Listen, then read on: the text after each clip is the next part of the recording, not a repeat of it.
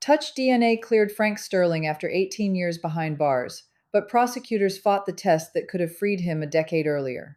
In 1988, Viola Manville was murdered in her Rochester home. Sterling, a truck driver with no criminal record, was questioned and released. 4 years later, in 1992, police brought him back. After hours of interrogation, he confessed.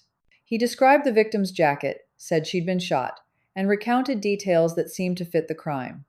He was convicted that same year and sentenced to 25 years. No physical evidence tied him to the scene. No witnesses placed him there. Just his words, spoken in a police room. But the confession had cracks.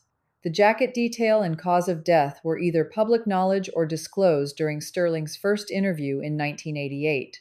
Forensic psychologists later flagged classic signs of coercion: facts fed to the suspect, contradictions in the narrative, and a statement that didn't align with Sterling's alibi.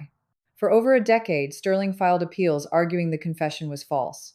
Courts rejected every motion. In 2004, he requested DNA testing. Prosecutors opposed it.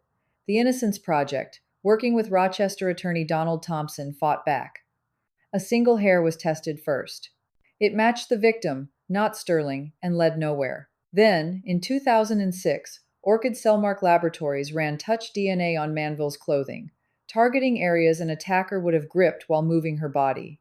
Touch DNA pulls genetic profiles from sweat and skin cells left on fabric. The technique didn't exist when Sterling was sentenced. The results excluded Sterling completely. They implicated Mark Christie. Investigators located Christie, and with support from the Innocence Project, he confessed to the murder. On the 28th of April 2010, at age 46, Frank Sterling walked out of prison. His exoneration rested entirely on DNA evidence that proved what he'd said all along. Pro bono teams from Weil, Gottschall, and Manges, and the investigative firm Kroll helped secure his release. His case joined a troubling pattern. Roughly 1 in 4 DNA exonerations in the United States involves a false confession.